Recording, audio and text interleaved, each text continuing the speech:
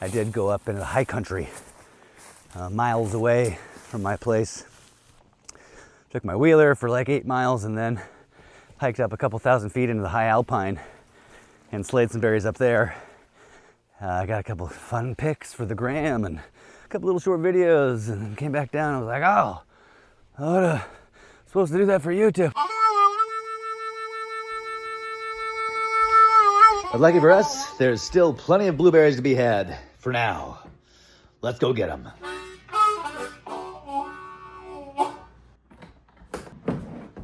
Got everything I need. And now, the only thing left to do is go get some blueberries. You've heard of truffle pigs, right? They go looking around, finding those truffle mushrooms. Well, I've got a truffle pug. That's right, and a truffle palm. Guys, you gotta help me find blueberries. Come on, let's go. They're pretty good. So finding blueberries is one of my favorite things to do. Blueberry hunting, if you will. And also, one of the most important things for surviving through the winter is just, vitamins, minerals, and they're delicious. Who doesn't love a good blueberry? There's 3 different kinds of blueberries in Alaska, and we're gonna go try to find them all. We've got your low bush blueberries, which live in the tundra and the muskeg. They're just little guys on the ground. Then you've got your high bush blueberries. They're like a big bush, right? They're high, and they're bigger. Not as sweet as the low bush, though. And then the most elusive, the dwarf blueberry. They taste like nectarines and pears. I don't understand how or why, but they're the rarest and hardest to find. So we're gonna see what we can do. Where are they at, Tiggy? Where's that? Where are the blueberries at? Where are they? Find them, Tiggy. Are they in here? Get them, Tiggy, get them. Are we close? Is that a bush? Oh, that's a bush, Tiggy. You found one. Oh, jackpot.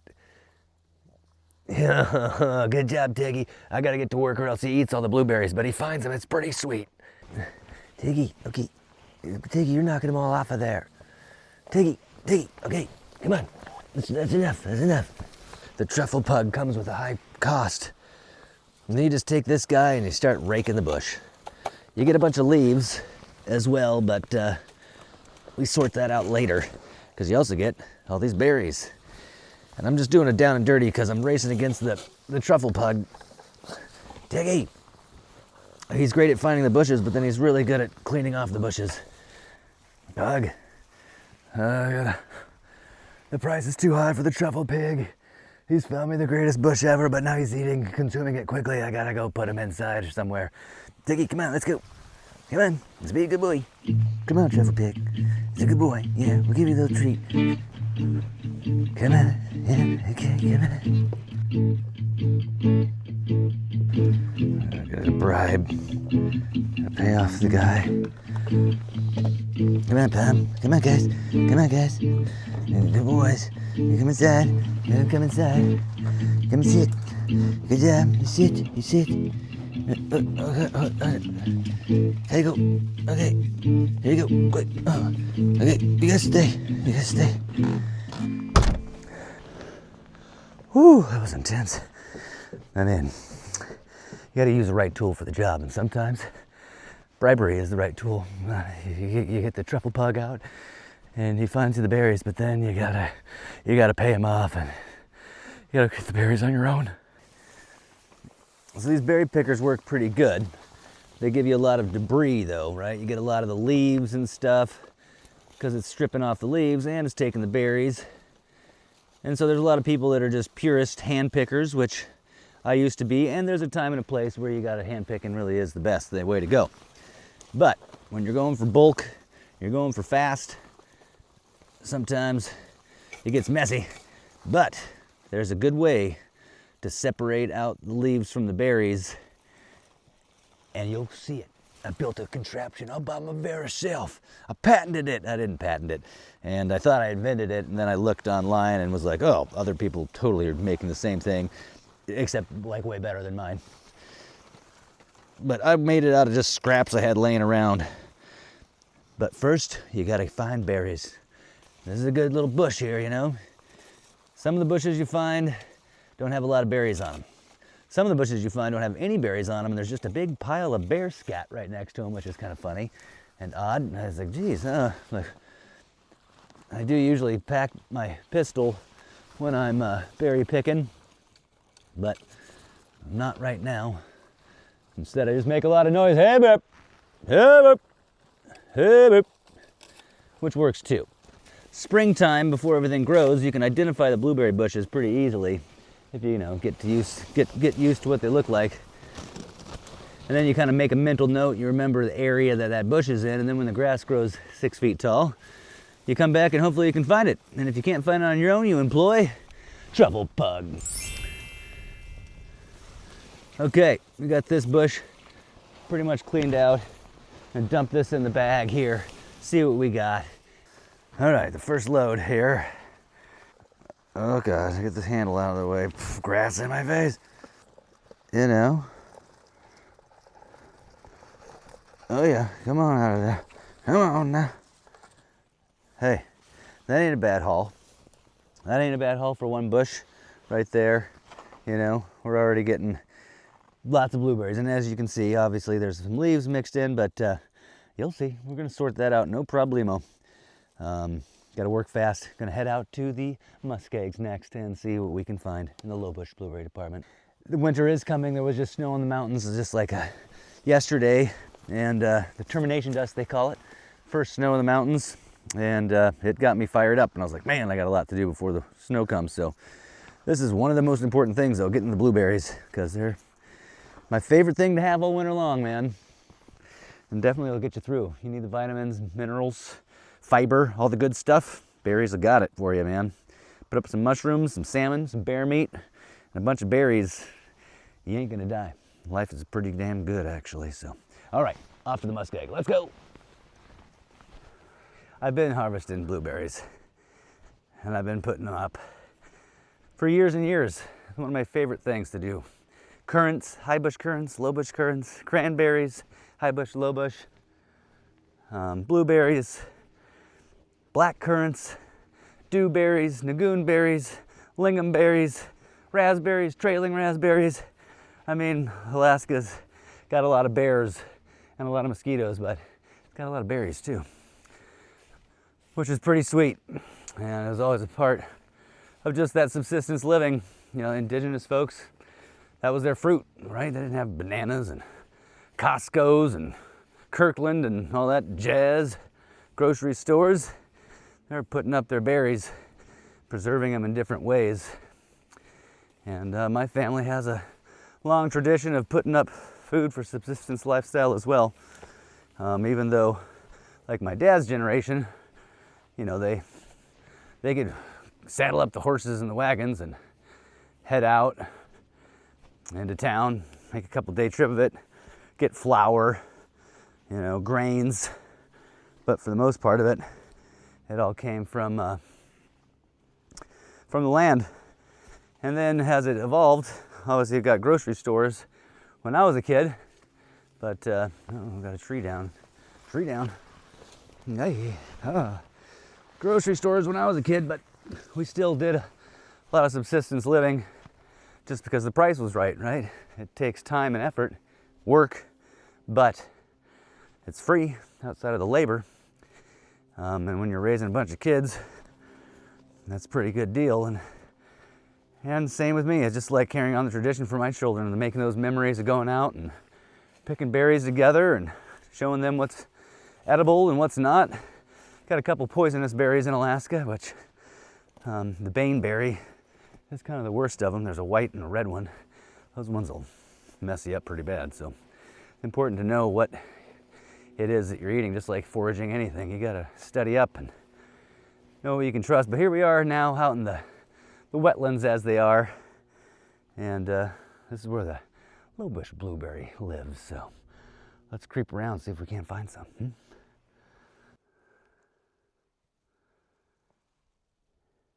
Here's what we're dealing with. These bad boys. Just these tiny, tiny little ones.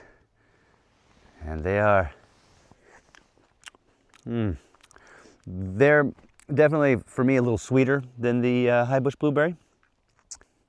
But it's not a great year. I've been walking around here a little bit, and sometimes there's just not great amounts of low bush blueberries. So some years the high busher got a lot of high bush berries, and sometimes the low bush guys got them. Sometimes there's not a lot of blueberries, so you go to the cranberries, you go to the currants.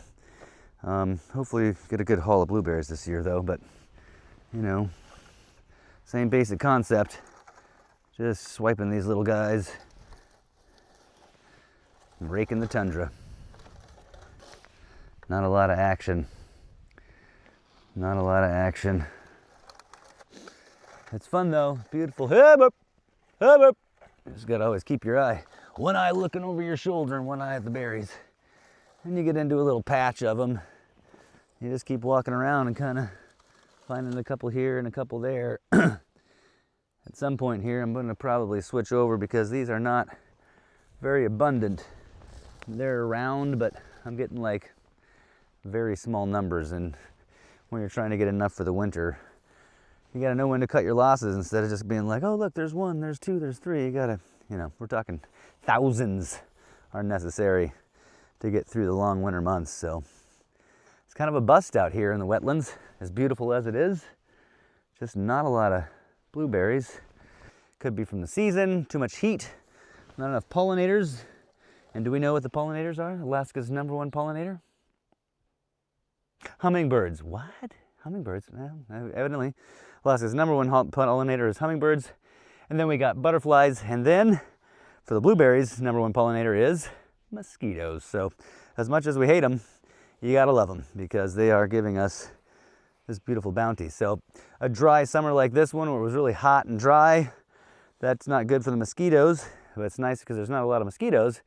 But if there's not a lot of mosquitoes, there's not a lot of pollinators, and all that affects the little micro ecosystems that you're dealing with out here. So for now, I'm calling this quits. Calling this quits. We're gonna head on to the most elusive, the dwarf blueberry.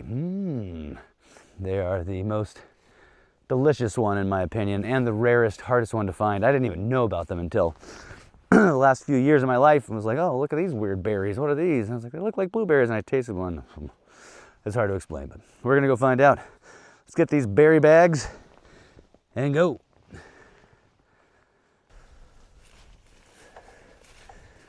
Definitely doesn't hurt to live in one of the most beautiful places I've ever been on the planet. Going out and blueberry picking, and nice fall day like this, temperatures are dropping, and it's getting colder. And when it starts freezing at night, that's when the berries create more sugars because they know time's coming. And that's when they get extra sweet. So, getting close to the secret patch. But man, it's just gorgeous. Never get tired of it.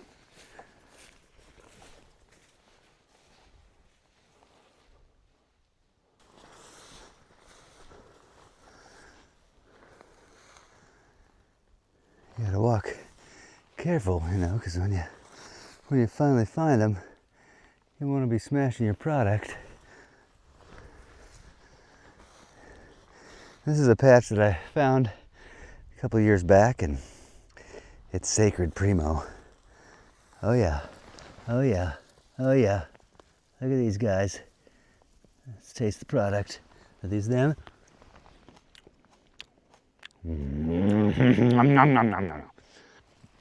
This is an amazing patch. The dwarf blueberry, I mean, it's elusive.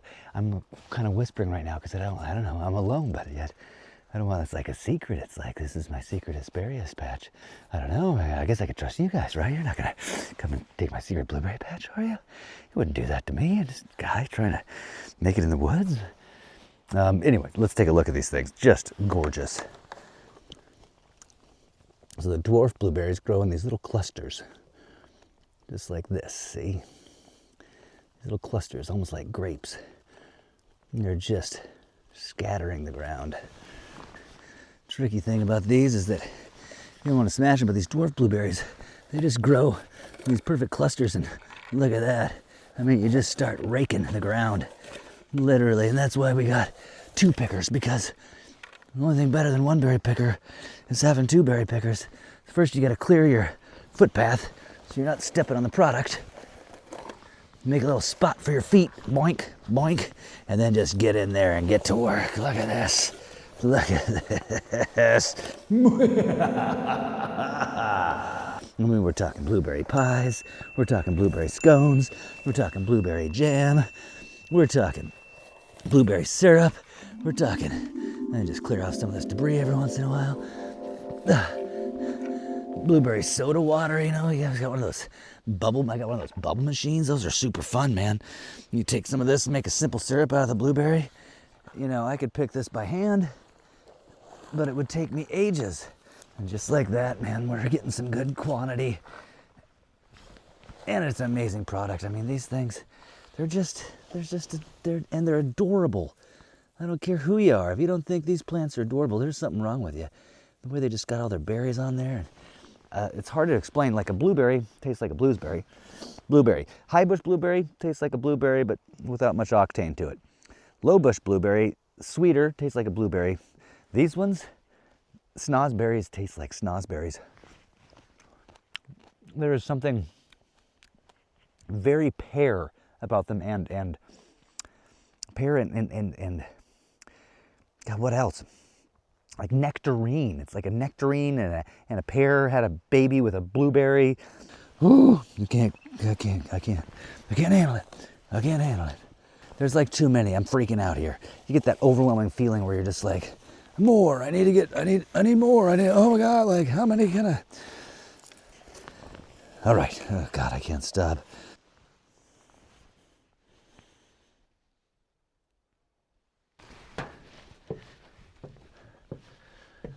Huh? A thing of beauty. But what is it? We're about to find out. Oh yeah, it's an old beater. It's an old beater, but it's all we got. Here it is. The Berry Separator 2000 in all of its glory. Rickety as can be. Pretty basic though. You roll the berries down. You have a little fan that blows the leaves off as the berries come down. The slotted screen keeps them kind of separated and actually pulls on some of the stems, because sometimes when you're doing that with the berry pickers, the stems are still in the blueberries. They'll get caught on this 1/4-inch concrete grate, which is available just every hardware store. So it's like a 1/4-inch grate. I just sandwiched it in between some old pieces of beat up wood that I had laying around and repurposed. Got the angle of the dangle just right. Too fast and everything falls down. Too shallow, nothing goes down. And then I just use this battery operated fan that I have that blows it back up and separates it. It's a pretty basic concept. It looks like crap and it's about to fall apart, but you know what? This is like its 6th, 7th year and I spent nothing. I mean, I had recycled screws from an old job that I had, saved all the screws as a good homesteader would, and this piece of grate left over, and so it's just all recycled crappy material that I, laying around, but it works. It's pretty good. Let's give it a shot. So you got the fan, you got the berry tub.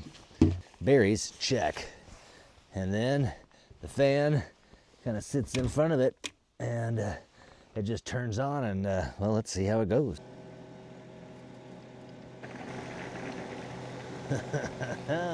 It's working.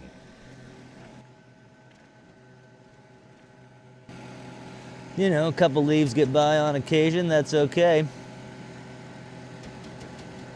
But look at all the leaves that don't get by. They just blow right out of there. Blowing these leaves away. Yes, it is a fine feeling. And it's this kind of thing that just I love so much. It is fun to do. It's effective. You get to reap the reward. And if you don't have wild blueberry patches all over the place that you can go pick yourself, that's okay. Go find a blueberry farm. I've been to one of those once down in Washington. Paid like $10 and just went out there and picked buckets and buckets of berries. And they freeze really well. After we separate these, I'll kind of show you some tips that I like to do for freezing the berries so they don't just freeze into a solid block of blueberry. You want to go like get a handful of them, but you can't because it's just a solid brick. So I've kind of found out some things through the years, passed down, and I'll pass on to you guys. And then I'll go through one more time and get the, any leaves. Sometimes I'll run it through a second pass. I'll get the green berries out, any other stems, and just do a high grade. Yeah, go find a berry farm, man. Support your local growers and farmers down there doing their thing. Help them pay their bills, and then take it home and get yourself a little berry sorter and go at it. Go at it. Voila. The end of the line. Hi-yah.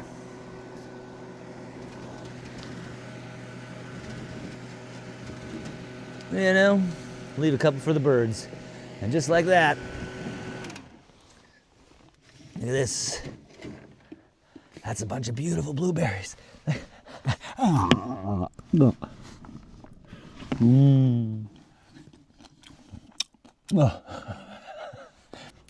Okay, we got our berries sorted. So I just put them in this bag, right? No big secret there. Get them into the bag. And then I like to make sure that they don't get too full, right? So you could put a whole bunch in there. Eventually I will, but for this purpose, I like to just kind of put in about that amount of the blueberries, right? And then close the bag. Then get them flat, like that. And then stick it into the freezer, and they will kind of freeze, and as they're freezing, you kind of get in there and kind of give them a little massage, and they won't they won't turn into a huge brick, right? Then you can just go in there and open up the bag and pull out a couple of berries. So it's pretty, you know, straightforward. And then once they're kind of frozen, then you can consolidate these into an already frozen bag and fill up the entire bag and utilize all the space. And then you'll have this whole thing full, and it won't just be a solid brick. And once they're full, it kind of looks like this. Ta-da! And then they're just all these berries, and they're all nice and frozen and tasty and delicious. And you can just get in here and grab big handfuls of them and be able to just chomp on them. They're frozen right now, but it's cold. Oh, it's cold, but it's delicious. And then I store them flat in my freezer, kind of like that, on top of each other, like this. And then just throw them in the fridge all nice and flat like that. And like I said, you know, while they're freezing, kind of come in and just give the bag a little shake and jostle it around so they don't turn into a hard brick like that, and then just consolidate them once they're frozen. Put the less more into the next bag, into the next bag, into the next bag. And it's a thing of beauty, just like that. Blueberries of love. And now to sample the product with my favorite, blueberry pie.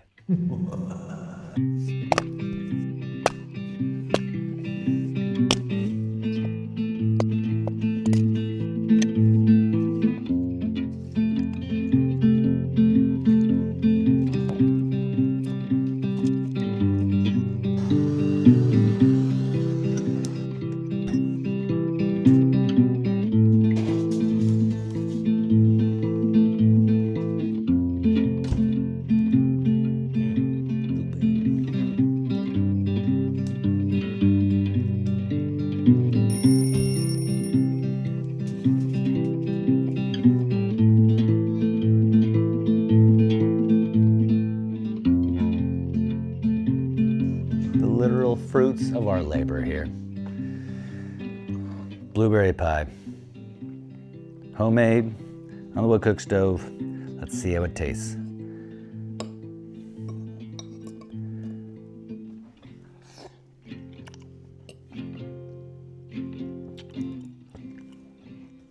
Oh my goodness. That is the most delicious thing ever.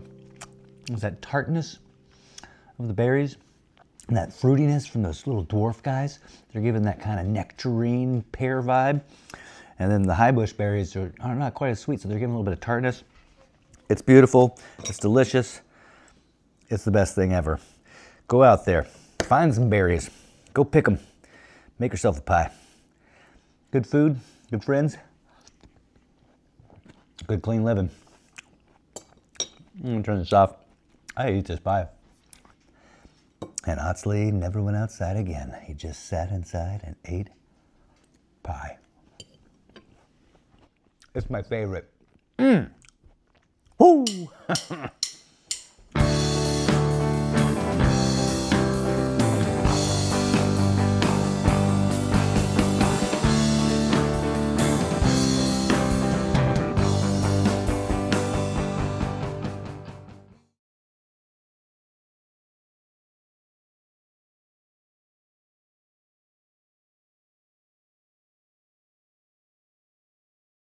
I did go up into the high country, miles away from my place. Took my wheeler for like 8 miles and then hiked up a couple thousand feet into the high alpine and slayed some berries up there.